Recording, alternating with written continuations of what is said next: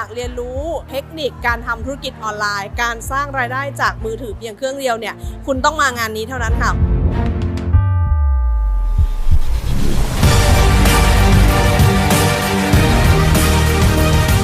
เปลี่ยนแปลงชีวิตจะเรียกง่ายๆว่าพลิกชีวิตนัดได้เลยค่ะ